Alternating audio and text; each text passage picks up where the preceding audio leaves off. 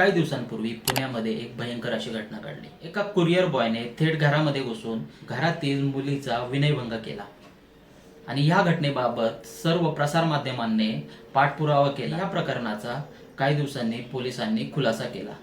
या खुलासामध्ये असं निदर्शनास आलं की हा कुरिअर बॉय हा दुसरा तिसरा नसून त्या तरुणीचा परिचित असा व्यक्ती होता आणि त्यानेच हा गुन्हा केला होता।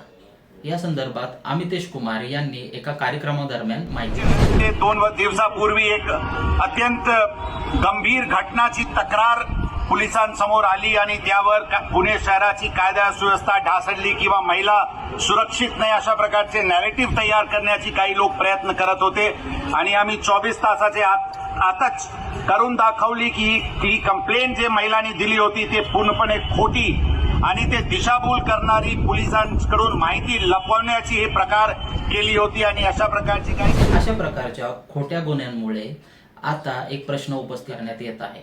दिवसेंदिवस महिलांवरती होणारे अत्याचार आणि त्यांवरती होणारे गुन्हे यामुळे या प्रकारच्या खोट्या गुन्ह्यांमुळे आता नागरिकांच्या मनामध्ये एक प्रश्न उपस्थित राहत आहे। अशा प्रकारचे खोटे गुन्हे जर घडत राहिले तर प्रशासनाने, माध्यमांनी आणि सामान्य माणसांनी अशा प्रकारच्या गुन्ह्यांवरती कसा विश्वास ठेवावा आणि पीडित व्यक्तीला कसा न्याय मिळवून द्यावा, याबद्दल तुम्हाला काय वाटतं ते तुम्ही आम्हाला कमेंट करून नक्की कळवा।